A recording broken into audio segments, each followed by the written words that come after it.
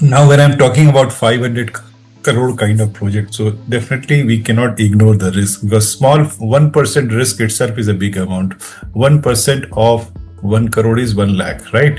And 1% of 500 crore is 50 lakhs. So small 1% itself has a value. So we need to think of the risk here.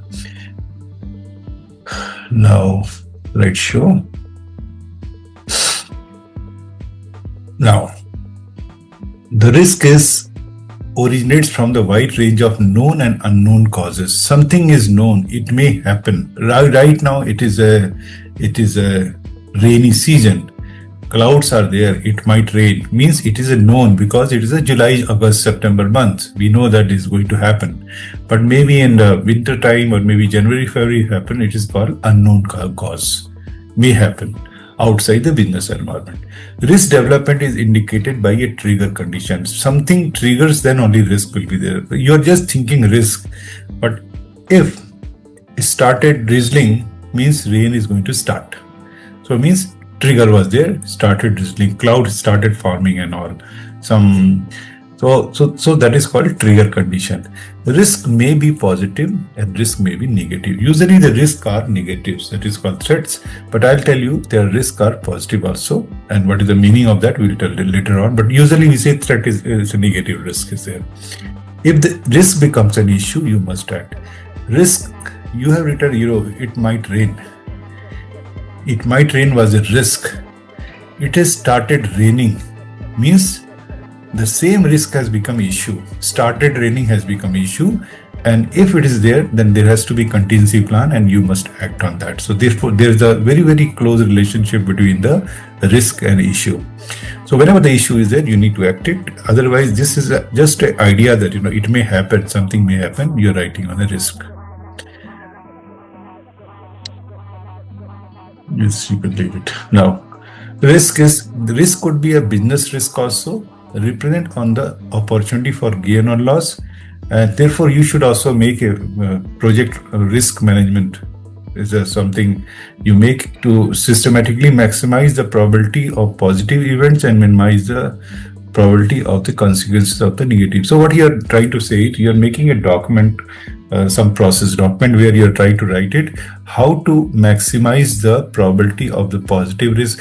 Positive risk, you should try to have it, and negative risk, you have to avoid it. So how you are going to tackle with this, if you write in a process document, it will be useful for everybody.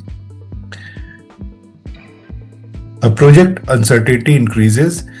In the agile system, what happens is the risk of rework increases.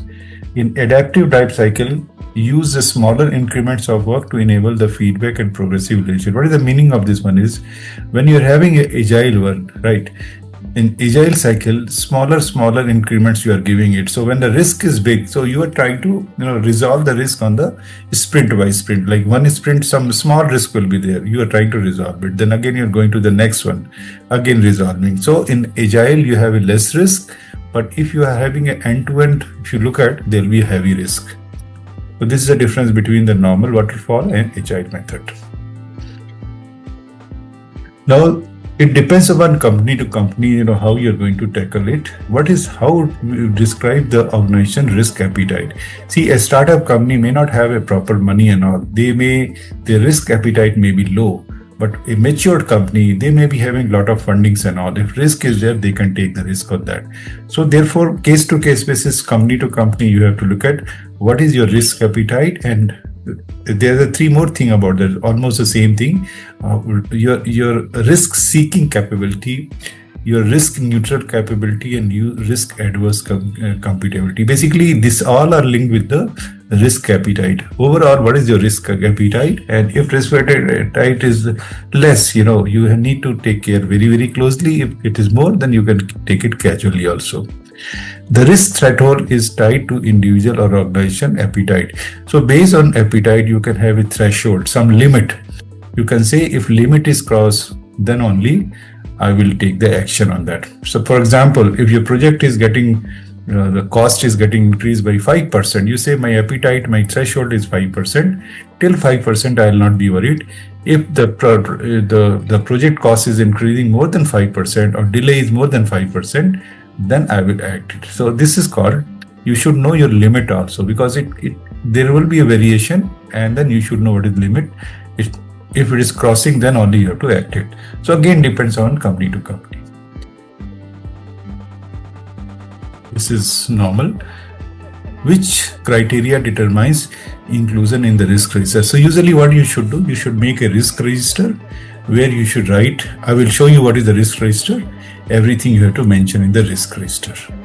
Now, while doing this analysis, you can do a qualitative risk analysis and quantitative risk analysis. If you look at the